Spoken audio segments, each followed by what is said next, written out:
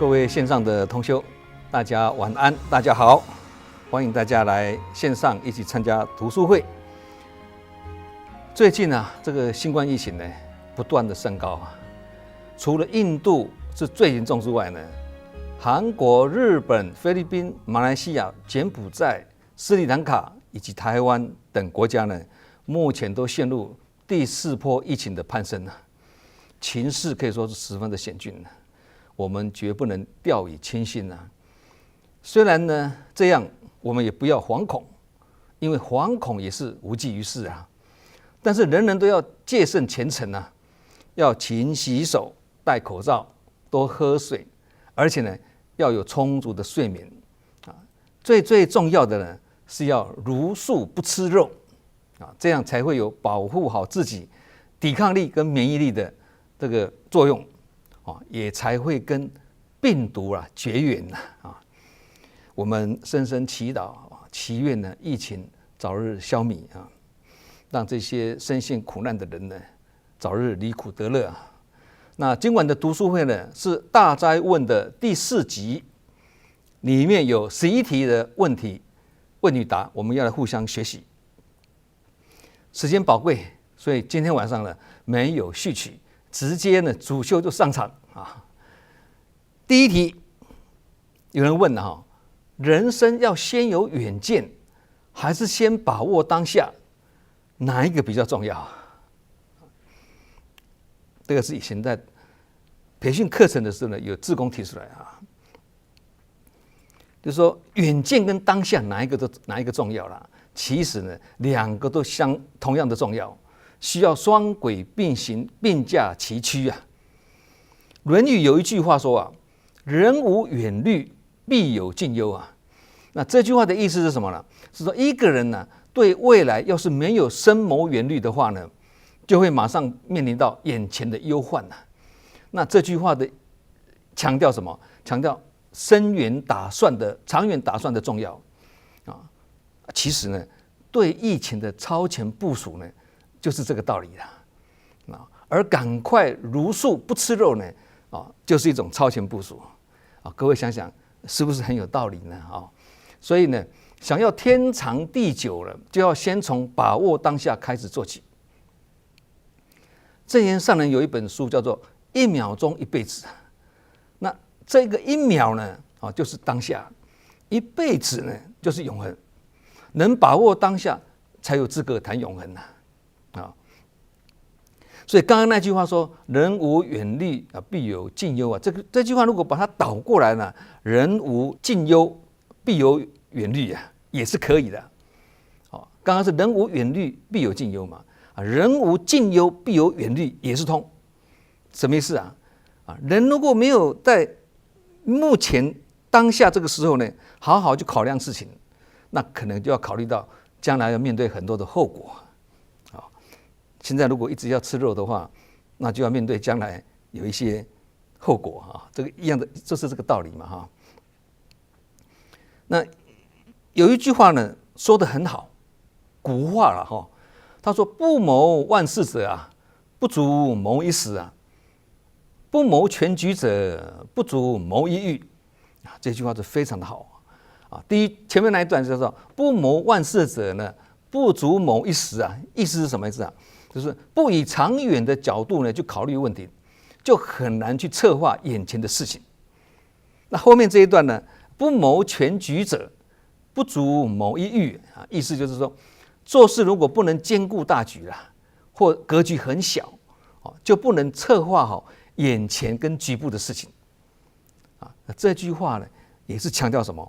远见中有当下，当下中呢有远见这句话也是后世尤其现在思想家、战略家或者是政治家呢推崇备至的什么至理名言很值得我们拿来自勉，用在我们的日常生活中跟工作中证严上人就是这样的境界身在台湾心系全球可以高瞻远瞩也可以把握当下。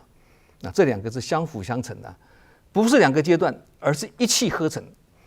因为连接每一个当下呢，就是永恒连接每一秒就变成什么一辈子嘛。其实这个可以好好去体会啊，是很美妙的境界。高瞻远瞩呢，就是什么？大处着眼，就是眼光放得很长远，长得像一辈子一样啊。把握当下呢，就是什么？小处着手了，就是什么？一步一脚印啊。虽然只是一步一步的走，最后呢也会有千里之遥啊。罗马不是一日造成的啊，这句话大家都知道，道理也是一样啊。有远见，也有当下啊，也有一秒造成一辈子啊。所以格局会影响结局啊，高度会影响视野啊。格局要大啊，高度要够，才能纵观全局啊，尽收眼底啊。但是如果只是空有理想跟抱负，这样还是不足以成事啊。还要什么？还要从每一个当下呢去实践力行，否则眼高手低，而不是眼明手快啊，这样也会一事无成啊。这是我们这样回答他了哈。好，第二题呢，也是一位志工问的啊。他问他说如果在处理一件事情，大部分的人都认为这件事情是可以被接受的，难道这件事情就自然而然变成一件对的事情吗？我们是否什么事情呢都不问青红皂白，就恒顺大众的想法或看法来办事情呢？否则难道是我自己本身的看法与思想有问题吗？这个志工这样问我回答他呢，我说很明显的，这位提问的人呢，他的想法跟大家是不同的，而他认为自己的想法呢是比较正确在一般的社会里面呢，少数服从多数呢，是大家都认同也能接受的什么游戏规则这也是一种世间法。但在修行团体里面呢，不一定完全适合哦。如果什么事情呢都要以多数人的想法来决定事情的话，那么慈济医院跟大一台就可能盖不出来了。因为一表决只有上人一个人说我赞成要盖，为什么？因为众人皆曰不可没钱没人没经验怎么盖所以众人皆曰不可嘛。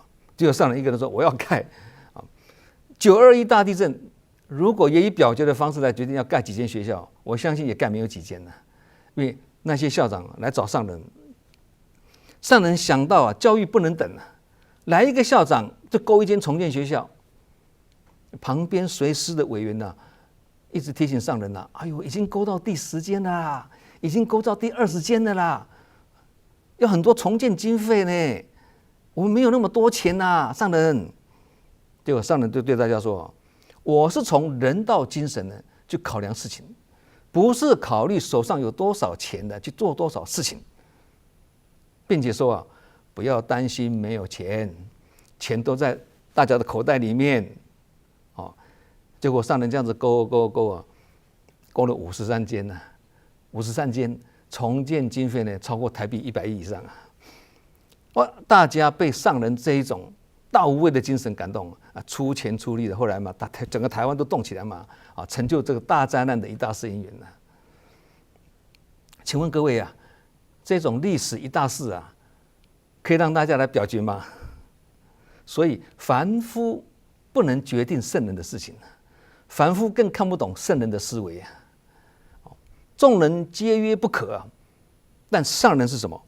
自反而说，虽千万人吾往矣什么意思说缩小的说，什么意思就是理直的意思很有理的意思就是说我自我反省，我认为这是为苦难众生而挺身而出，是义不容辞的事情即使有1000万人呢持反对意见或障碍重重我还是义无反顾勇往直前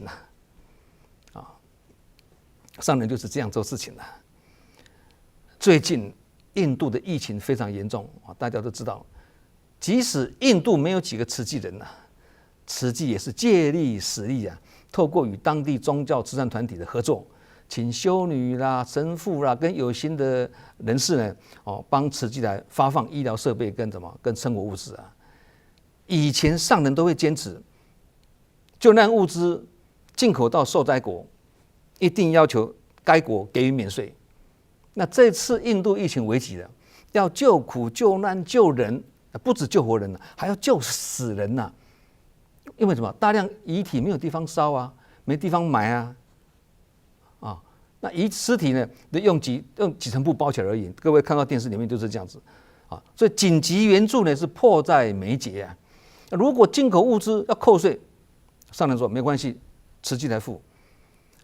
抢秒时间很重要啊，钱这个时候变得不是很重要了，时间重要就是在救人救命、千钧一发之际呢，上人的心急如焚我们也都是天天上紧发条随时要向上人报告氧气机的采购进度了以及生活物资的这个筹措的这个进度了或发放的规划等等还有跟当地团体合作盖方舱医院这是天下一大事这个时候是大劫难需要大智慧不能墨守成规，需要通权达变、随机应变。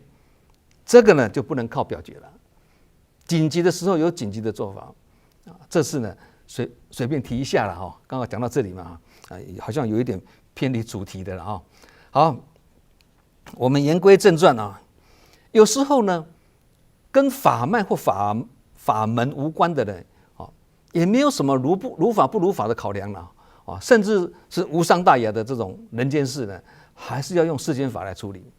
也就是说，以多数人认同及多数人共识的方式呢去决定，否则没有办法做事情世间法但是即便如此呢，这还是不离什么？以出世的精神来做入世的工作了决策的过程中呢，还是要融入法脉了这样呢才是来学习做人不只是在做事情也才不会在活动中虽然做得很成功，办得很好，但人都被得罪光光了这样也不对就不圆满不管是少数服从多数啦，或者多数尊重少数，这中间还是要有法为依归以法来做最高指导原则这样才不会乱了套所以牵涉到法理跟法脉的事情呢，不能用表决的方式来决定或以大多数人的想法为定夺。但是呢，无伤大雅的世间事就要以世间法来处理，也就是少数人要服从多数人的决定这个时候即使你是个领众者，也要依道不依事，依道理，依法理，不能依自己的头衔或者权势呢，或者自己的定知定见的一意孤行、独断独行，这样就不是以德服人人家也不会心服口服啦。所以在这个修行团体里面呢，跟一般的企业团体里面的处理方式是不一样的思维也不太一样好，第三题，有人问我觉得善恶拔河善的永远是输家，因为善人懂得放下及容忍，而恶人呢却作风强势，强人所难这个让我有一种被恶势力包围的感觉，非常的无力感，要怎么办？这一位志工呢，他主观认为自己是善的，别人是恶的这本身就有一些是不平等心跟武断的其实呢，要心中先没有先入为主，也没有心存定见的，这样去判断事情呢，比较会接近真理的既然还有无力感跟挫折感这位志工那表示呢，心中尚存芥蒂心还很在意这个应该还不算是放下及容忍真正放下的人是什么？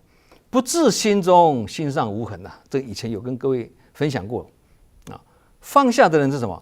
事来即应，应过即放我没有再详细解释，因为以前有讲过这些字那放下的人是什么？念起不随生而无助不随境界流转的意思了放下的人是什么？前脚走后脚放。放下的人是什么？能忍得下去，也不会埋怨，更没有报复的心理了我们就要碰到无力感或者挫折感的时候，就要拿这几句话来自我验收跟把脉，看看有没有这样子面对别人强势作风或强人所难而令人讨厌，我们要学习什么？拿别人的境界呢来警惕自己啊！我们有没有这样呢？可能我们稍一不慎也是会这样子哦。因为现在我们是旁观者清嘛，也有可能有时候我们是当局者迷嘛，对不对？当局者迷的时候就有可能会这样子哦。那既然我们也可能这样，那就不要去讲别人嘛，对。所以近思语才说，要批评别人之前，要先想想自己是否完美无缺啊。那箴言上呢也说一句开示非常的好，这个是出世的精神啊。上人怎么说呢？他说人如果能时时心存感恩啊，则对人对事的态度就会不一样，也才不会对别人说出重话或作风强势，同时呢，也不会被别人的重话或别人的作风强势而影响自己的心情这句话言简意赅哦。我跟这位提问的志工讲对方作风很强势，强人所难，如果能够好好的跟对方沟通说不定事情会有所改善他可能一急之下，可能也是忘记就把习气显露出来了那不是故意的，能力不足啦因为对方也是来学习的嘛只是没有能力不显露习气了我们也是一样嘛是能力不足，不是故意的要先这样自我善解。如果跟他沟通后，他还是依然故我，我们也不必气馁，更不必怨天尤人也不必去跟他计较，因为毕竟改习气也没那么容易的，我们也是一样嘛那不止如此呢，我们还要选择什么？宽恕与包容为什么要这样子做？明明他不对的这样我们的日子才会好过一点也才是善待自己啦。做得到呢，就代表什么？转念的功夫了得。做不到呢，那只好继续哀怨痛苦。你要问你自己，你要选择哪一个所以上次讲过嘛，能够善解的人才能够解脱啦这句话也是平淡前进的，但是意义深远的好，第4题，我们常常说多做多得，跟有愿就有利尤其是学佛人都这样子讲嘛那这样算不算是有所求呢？而我们也常常互相勉励，付出无所求，请问这样是不是两个互相矛盾呢？问得很好，我回答他呢，多做多得是告诉我们什么？种如是因，得如是果，以及什么？自耕福田，自得福源就这个道理。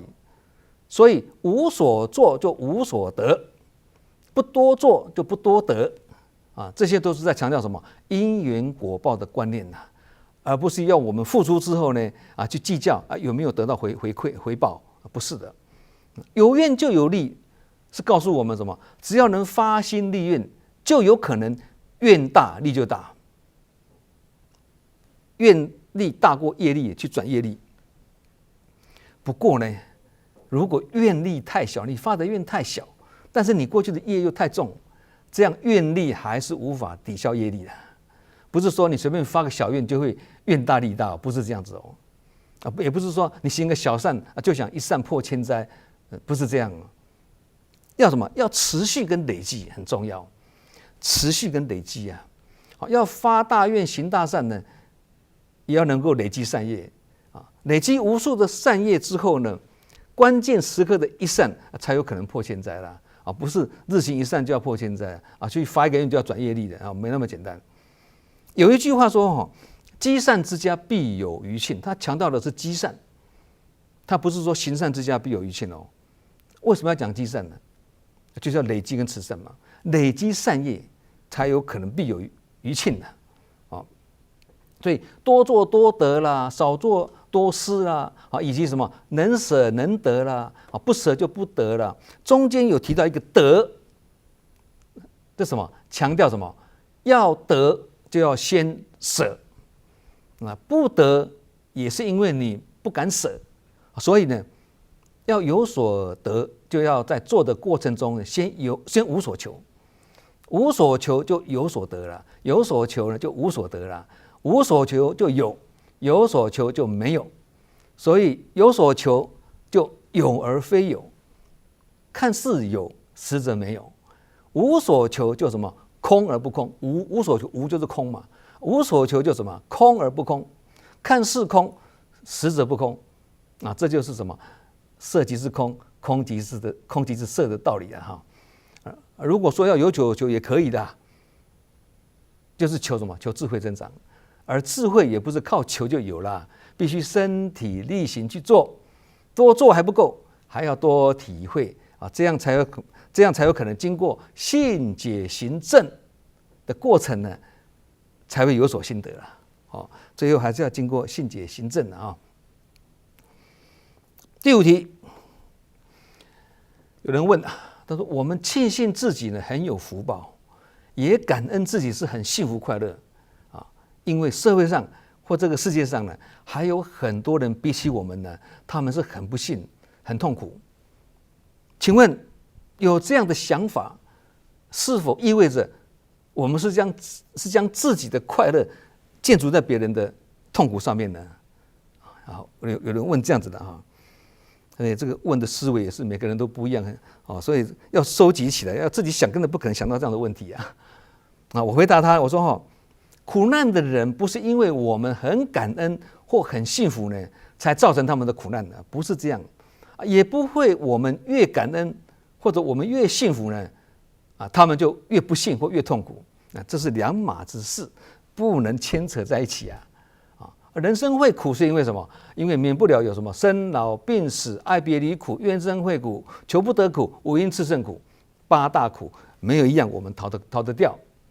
有苦果必有苦因嘛，必须从因去下手，才是对症下药。我们会感觉自己很有福、很好命，那是因为我们在过去生呢有种下好命的因嘛。而且我们常常见到别人的苦之后呢，我们也能见苦知福。自己会更加懂得知足、知福、感恩嘛？所以为什么我们常常要去见证苦难啊？去国际救灾、深入苦难去做访视，道理在这里，就是见苦知福的道理。不过有一点要注意哦，如果自己目前是处在顺遂的环境里面，这并不代表人生永远都是万事如意的哦，因为千金难买早知道。世事无常，难以预料。所以，如果身心没有平常不修炼的话呢，一旦苦境现前可能也会因我们心灵软弱无力而无法了苦，无法转进的意思了自认为自己现在很有福报就要继续勤职来施福，这样才会福报绵延，越来越好命。一旦能体会人生是苦。了解苦也是来自因缘果报，而从中学习呢，以苦为师从中学习呢，吃苦了苦，苦尽甘来。嘴巴说出来的苦，还不叫做最苦，真正的苦是什么？苦不堪言所以这样就是借别人的苦境呢，来修自己的心境，叫做借境修心，借势练心而让自己可以随处养心所以总而言之呢，这是各有各的因缘不是因为我们将自己的幸福快乐建筑在别人的痛苦上面这样连结就是不正确的。好，第6题这可能是年轻人问的他说有些人的事业有成钱赚够了也享受过了才能放下来当志工。我们年轻人现在要用功读书将来毕业出社会后还要努力赚钱请问我们这样怎么当志工这个年轻人问的问题我回答他呢，我说求学中的人读书就是自己的本分事，成家立业的人呢，赚钱养家就是自己的本分事在家居士呢，护持三宝，巩固三宝，这是在家居士的本分事。出家修行的人呢，普度众生，弘扬佛法，所以住持三宝就是他们的本分事。晋思语也说了，有说一句他说能做好自己本分事的人，就是有本事的人呐。真正有本事的人，就是把自己本分事做好的人呐。但是这个其实还只是独善其身而已嘛。你做好自己本分事，顾好自己而已啊。所以你这只是独善其身而已嘛。如果能将自己所学甚至所赚的拿出来与人分享，那这就是我们所说的什么？生命最大的意义，不是据为己有，而是与人分享啊。这个是付出后呢，心灵的喜悦啦。你要自己下去做啊，因为如人饮水啊，冷暖自知啊，并不是有财富或有名望的人呢，都可以与人分享哦，不一定哦，或者说这有钱的人、有名望的人才能够看得开放得下，或者有知识、有学问的人就能够看得开放不下，不是这样，不一定。有些人呢，你向他募款哦，他是捐太少，怕没面子。捐太多又舍不得，所以干脆就不捐了，这就是不懂得感恩或心中缺爱的人叫做什么？贫穷孤陋了。佛法上叫做贫穷孤陋。所以这也是为何呢？我们看到有些人呢，看他很有钱，但他很不快乐，或者呢很富有，但是呢，不会让人敬重，原因在这里这个在我们生活中其实也是屡见不鲜的很多这样的例子生命中呢，不能任何事情呢都用钱来衡量钱虽然是重要赚钱虽然重要，但不是唯一重要。有钱可买大时钟，但却难买1秒钟有钱可买水晶床，但却难买好睡眠。更何况万般带不去，唯有业随身为生活而忙，不是为了解决，为生活而忙是为了解决物质生活。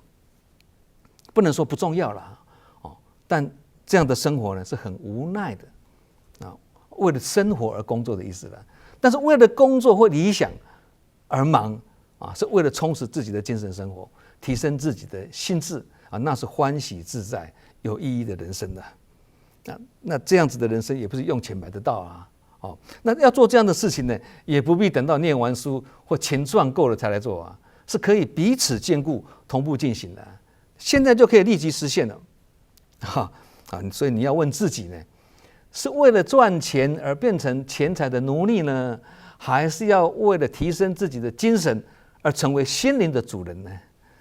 要懵懵懂懂的醉生梦死呢，还是要了了分明的了生脱死一个是无奈，一个是自在你要问你自己，智慧的选择是哪一个所以不管是在读书或在工作不管有事业或有家业说自己很忙都是找借口。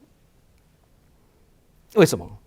因为有心要做事事多也不难无心要做事呢，事少也都难有心要做事，大事也不难无心要做事，小事也都难有心要做事，事情做不完无心要做事，一件也做不完是不是这样子所以只要有心想当志工70、80岁的阿公阿嬷一大堆，还在做慈济的环保志工，真的做慈济都有。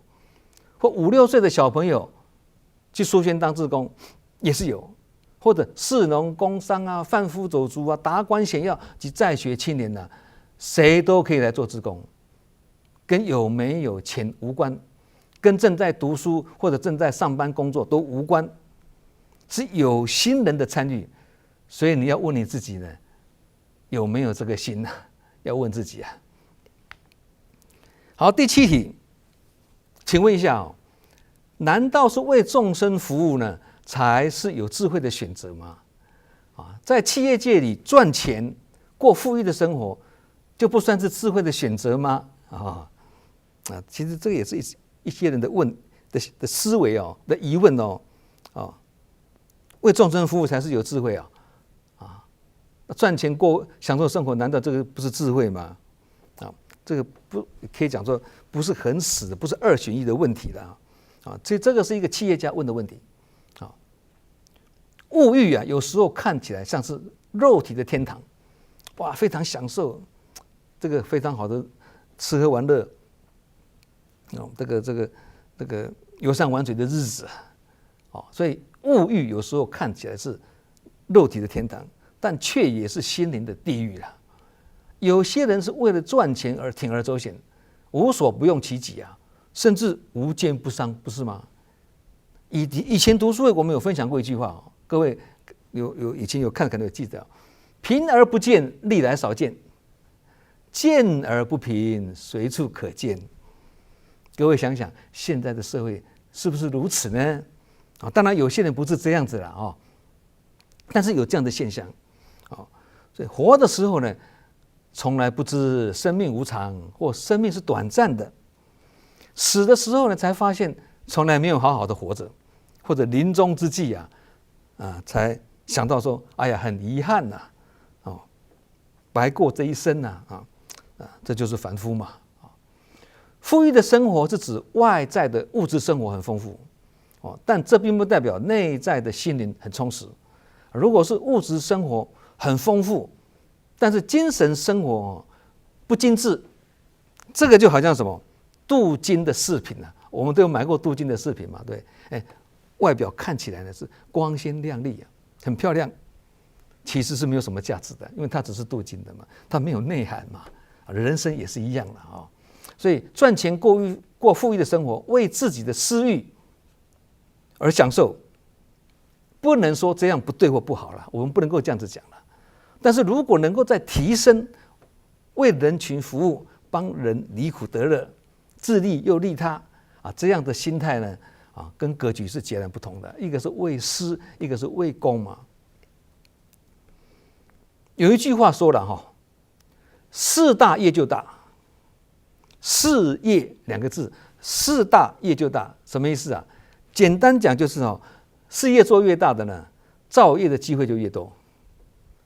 企业家为了私人的利益而大肆开发，耗尽地球的资源，是造成现在大气层破坏、气候变迁及温室效应的主因之一。这个大家都已经很清楚了嘛。人类为了享受奢华的物质生活，而过度消耗地球的能源，也是造成大地反扑形成灾难的频传的这个祸首变种的新冠状病毒卷土重来，现在越来越棘手啦，越来越难对治啦。表面上看起来它是疫情造成的灾难嘛，现在嘛，其实还是人祸在先要探讨这个个中的道理。什么人祸？非人道大量饲养牲畜，杀业太重，造成幽灵呢化为病毒反扑人类。所以事大业大的道理在这个地方。有些人可能会不认同这样的说法，但是你不认同也不影响这个道理的存在这就是真理是如此嘛，对不对？努力赚钱没有不对，但是富而不智则衰很有钱但很没有智慧，最后也会衰败下去的啦。而要有智慧，就要什么？投入人群是付出，叫做以慈导悲，以悲启智就是这样子。好，第8题有一个大德问会众问的啦。他说请问如果捐款者他是以非正业的钱财去捐出来做善事，我们是否可以接受？这个也是要把它理清楚。什么叫非正业？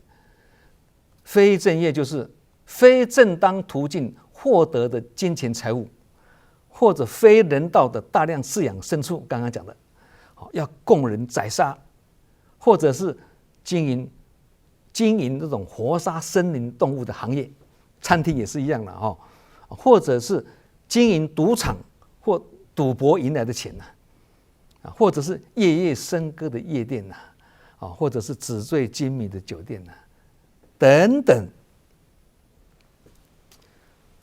这个叫做非正业了不是就是非正业了30几年前呢，我在马来西亚的时候呢，那时候刚去嘛，景气都开始复苏嘛。我去的时候刚好是马来西亚景气快10年了，之后要复苏的时候，朋友邀我去去开钢琴酒吧。钢琴酒吧各位都知道嘛，里面有西餐厅啊，可以边吃牛排边听歌手唱歌。那我是喜欢好问的人，上次有讲过，我喜欢好问的，我就多问没有无害有利嘛啊。我去问我在马来西亚的师公，我叫他师公，他跟印顺导师同辈分的马来西亚的国宝，叫做博元长老。我记得长老听完我的请示之后呢，他语重心长的，那时候他80几岁哦，他语重心长的对我说那个脸色很沉重，跟我说：“你有欠这个钱吗？”他是福建的啦，福建过来马来西亚的一位长老啊，以前从小就从福建过来的。他说：“你有欠这个钱吗？”后面还讲话很沉重，说：“杀业重，不要做。”就讲这几句话。那我就听着这个师公的这个开示啊，我就没有做。我既然拜他当师公，我当然依教奉行嘛。他讲我就没有做嘛，结果避开一劫。这个也是非正业了。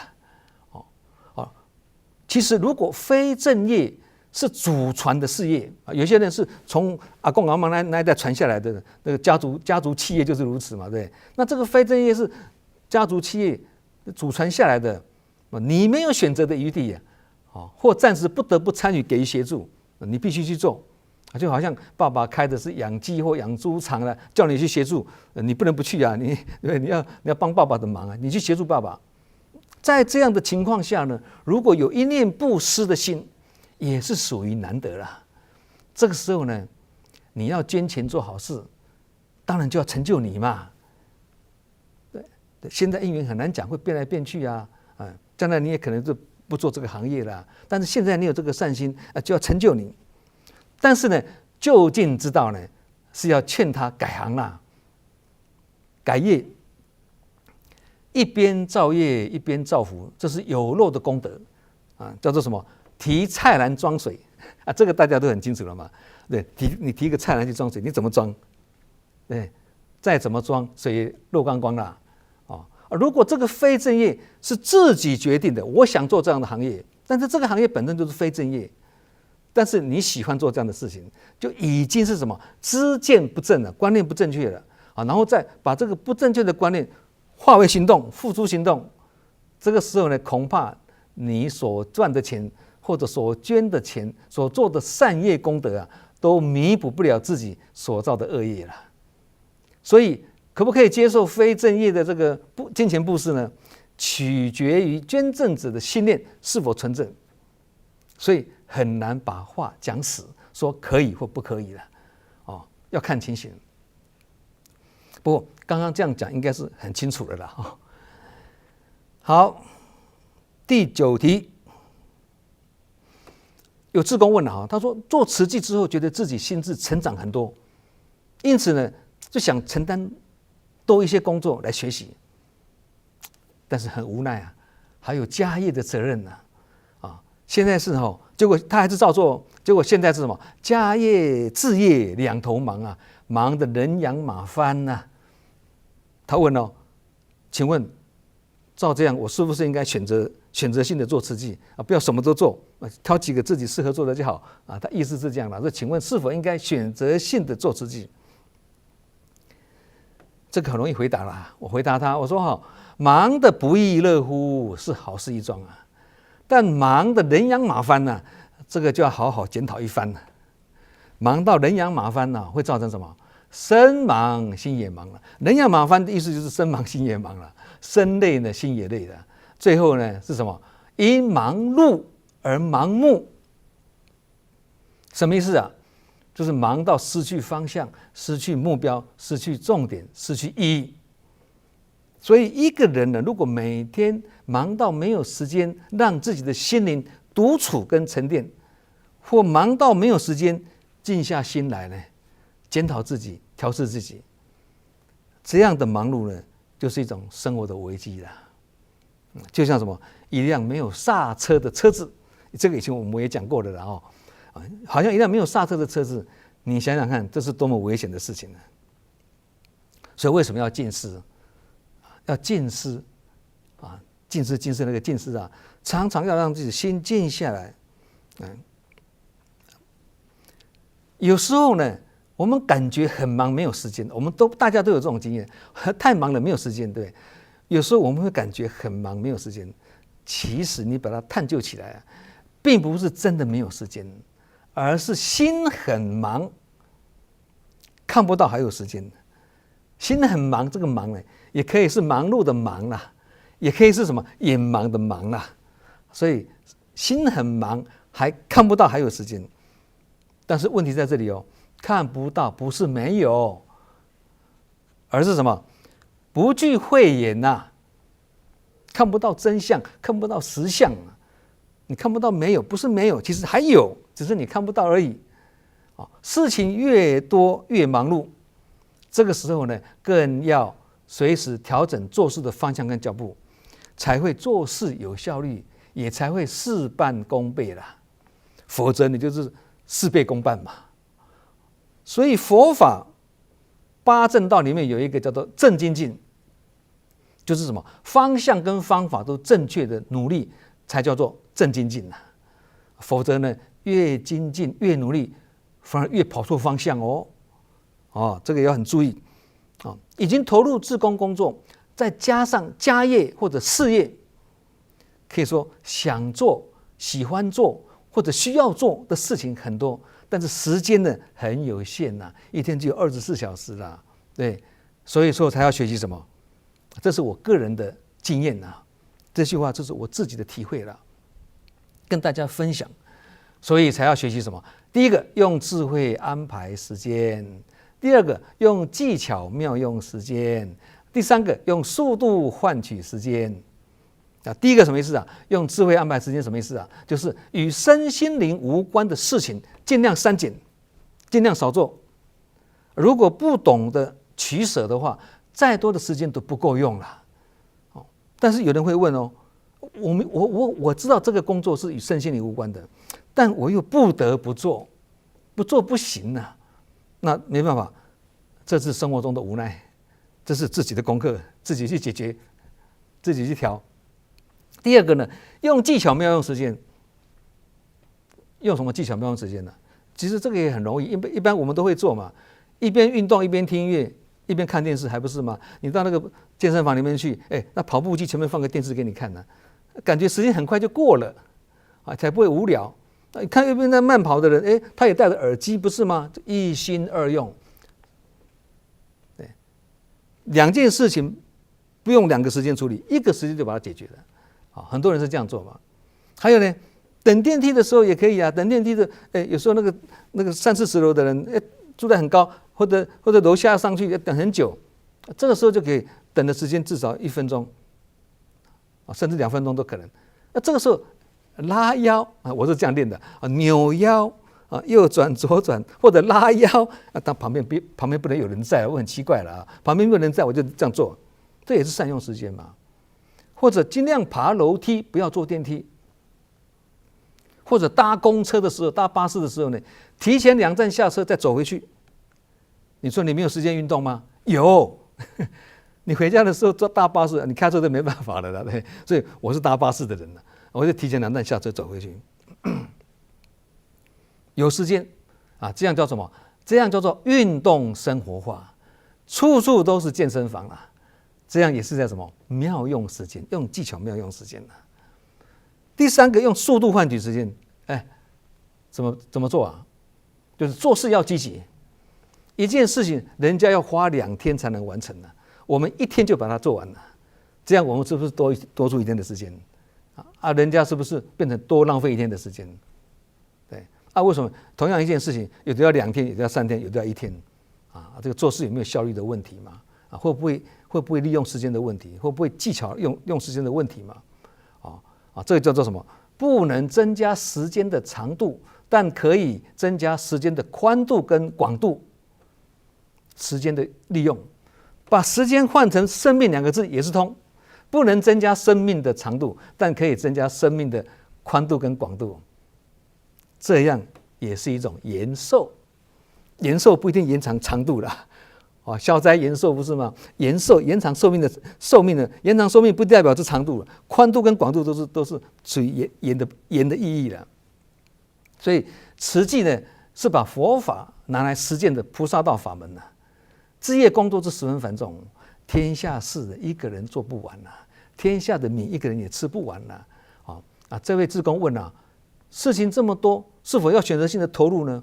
选择性的投入呢，不能说不对，但如果自己在时间、体力跟因缘都具足之下呢，还没有疲倦就想要休息，这样叫做懒惰。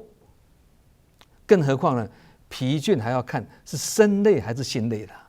身累很容易恢复体力，心累则不做事也是很累。疲倦好处理，但是疲懈就难了。什么叫疲懈？因疲倦而造成的懈怠，这个就困难了。所以忙到人仰马翻要自我检验，是工作超量呢，还是方法错误呢，或是不懂得取舍轻重缓急呢？如果是短暂或紧急的，忙过就没事啦。但是如果长期的人仰马翻，或造成兵疲马困，这个心力交瘁，这个就要静下心来，用智慧做出适切的调试。如果马翻人不翻，这个算很厉害。人仰马翻还可以再翻了，马翻人不翻啊，人翻心不翻啊，这依然还可以什么力量全涌啊，还是可以不改其志，这样还是可以。虽然很忙碌哦，但是还是乐此不疲。那这个是跟心中有否入法息息相关了。因为体力有限，心力无穷啊，这是更高一层的境界。如果因为事业或家业绑住而无法投入当志工，投入事业，或不能承担太多工作，这个是可以说是因缘还没有具足啦。我们只好怎么样？只好先将家业跟事业的本分事做好，行有余力则循序渐进，以少到多呢，投入志工的工作，这样才会圆满跟恒顺，也才不会让家人呢起烦恼。问题来了，即使是这样的情况，问题来了，家业跟事业的本分事，这个标准要定在什么程度？你说我要等家业做好啊，事业经营的好啊，才来做志工啊，那你这个标准要定在什么程度啊？这个要另外开一堂课来讲，一讲这个至少要2个钟头讲不完了。有的人是家里本没事，自己放不下；有人是什么事业有赚钱，是自己钱赚不够，这个怎么办？这样就没法度了，没有法度了，是自己的问题，不是时间的问题，也不是别人的问题，是自己的问题。第10题，急于承担跟勇于承担两者有何差别？问得很好所以这问题也是要集思广益从这个培训课程里面或者讲座里面的收集题目我自己想不到这个问题的急于承担跟勇于承担两者有何差别？两个都在承担一个是很着急，一个是很积极前者是挂碍，后者是自在。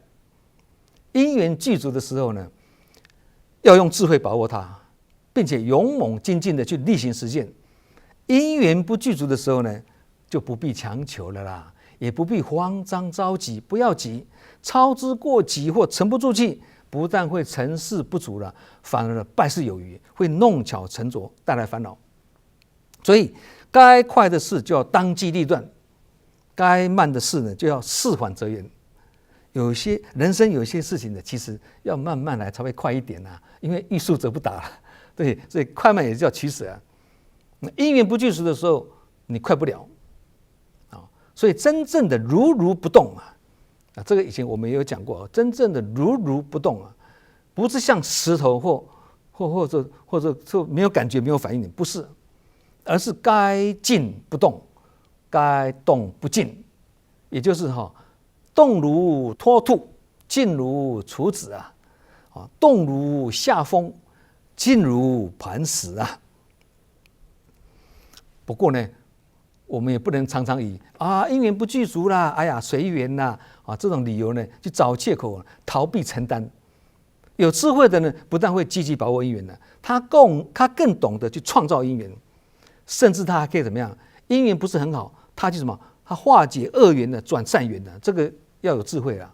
那所以承担由小到大，由少到多，或由慢到快呢，也都是要依照佛法怎么讲因缘重次第这个以前也讲过，讲因缘重次第，因缘成熟了，你还是要怎么样？次第循序渐进，按部就班所以既然已经在承担了还要自我勉励你已经在承担了，还要自我勉励勉励什么？身体可以有承担，但是心灵不要有负担。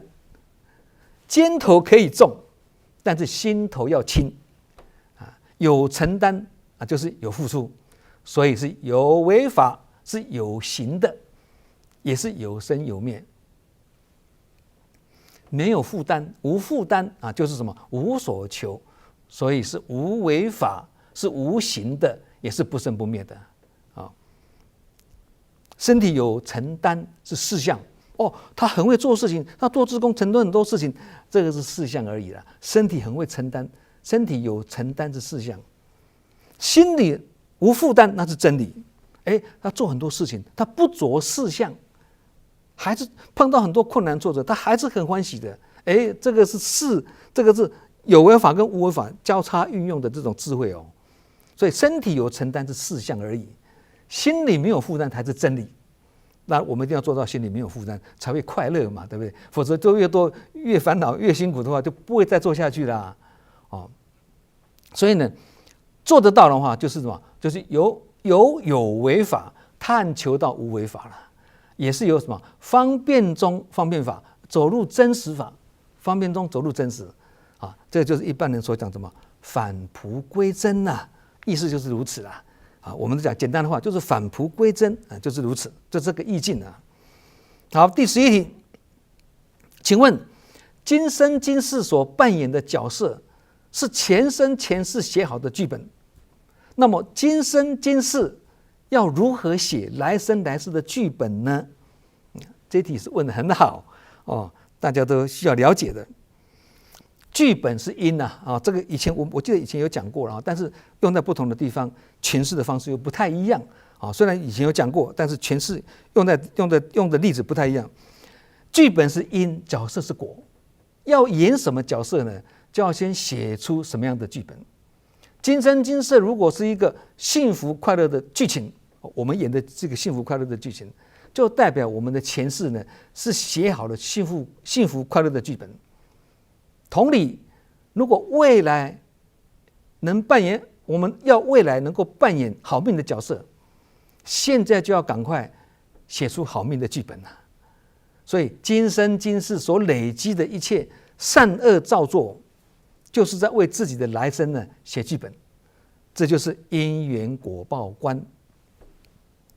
各位还记得了发生没多久之前呢，4月2号太鲁阁事件呢大家看到那个火车的行车记录器记录下来，那个火车经过第一个隧道出来的时候，马上就需要转弯，然后一转弯就看到了工程车已经倒在那个轨道上面了，马上紧急刹车，但是时间只有4秒钟可以刹车，时间不够，令人扼腕。哎呀，如果长一点不是更好吗？大家都在讲如果出了隧道之后呢，那轨道是直的，不要弯的，轨道是直的，很远就可以看到前面的状况了那只要再多个几秒钟，3-4秒也好，多个3-4秒钟可以刹车的话，至少速度会降低很多，后果也不会这么严重。大家都是这么想，很可惜。然而这个剧本呢是早就写好的剧本这样写才会有这样的剧情，除非先改写剧本否则就是怎么写就怎么演人生的道理就是如此。所以这一次的太鲁阁事件对大家来说也是一个大哉教育从这个地方去学习人生的真理真谛在哪里。这就是人生舞台剧的剧情啊。台上演戏是假的，台下人生才是真的。但是如果没有台下的真，哪来台上的假呢？没有台上的假，哪只有台上的真呢？所以哪一个是真，哪一个是假？真真假假，假假真真，无真不成假，无假不成真啊！如果能够明心见性的话，就是非真非假，没有好命跟坏命之分别啦。以前我们有讲过嘛，非福非祸也是一样的道理嘛，就是不二法门，意思就是如此的。有一个观念很重要，有一个观念非常重要。如果你觉得自己很好命或很有福报，则心里知道就好，不要一直挂在嘴上。以前就有一位委员跟上人说：“上人，我觉得自己很有福报，很好命。”其实上人已经听他讲了好几次的啦。这次上人的应机教育对他说：“有福报自己知道就好，不要一直讲出来。”这句话也是什么？好察耳言，不是上次有讲过吗？好察耳言。这句话我们可以去分析它，去剖析它。好察，观察这句话，剖析这句话。耳言什么？平淡浅近之言呐。这句话也是平淡浅近之言呐。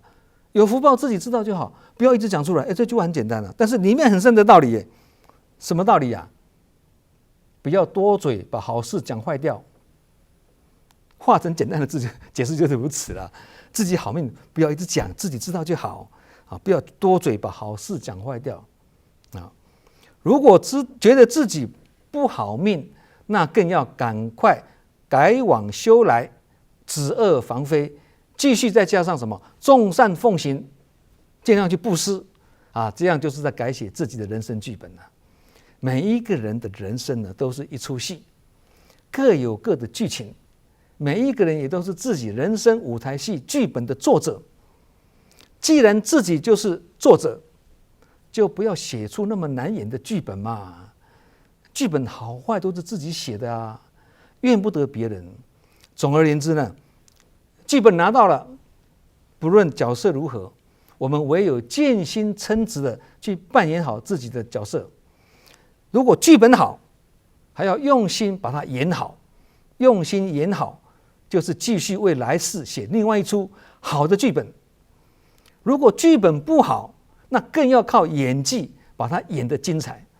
即使是悲情的剧本也可以把它演得丝丝入扣，赚人眼泪，扣人心弦，震撼人心这样演下来也会什么博得满堂的喝彩，叫好又叫座不是吗？而剧本无论好坏，演完之后不论掌声多少，拍拍手恬淡下台，也不必蓦然回首，这样就是潇洒走一回了。这样就是什么？戏如人生，人生如戏戏演完了就像人生，人生久了那也只不过是一出戏。既然是一出戏，就不要假戏真做，也不必事事都如此认真不必认真不是不要用心而是不要计较，也不要在意，更不要放在心上，这样才有可能让我们的生命展翅高飞讲到这里刚好有一首歌，歌名就叫做《戏如人生，人生如戏》，歌词的意境很发人深省。这首歌是由当年很出名的一首歌，叫做《汪洋中的一条船》讲这首歌就知道我们年纪几岁了当年有一首歌很出名，叫做《汪洋中的一条船》，他的作曲是有一位作曲家纪立南先生谱的曲，其实应该叫他纪师兄了他跟他的师姐呢单官平，以前都是早期从台湾去新加坡的艺人都是很出名的艺人。那10多年前呢，他们夫妻在新加坡呢加入慈济那纪立南师兄呢也帮邓丽君做了好几十首这个脍炙人口的歌曲。那纪师兄是几年前呢因病往生的了这首戏如人生，人生如戏是他谱的曲，我作词，我们2个人呢合作呢这首歌曲。那我也玩票性质自己献丑下去唱。现在我们就来欣赏这首歌。我们今天晚上的读书会就到此结束。我们下次同一时间再会。祝福大家福慧双修，法喜充满，感恩，再见。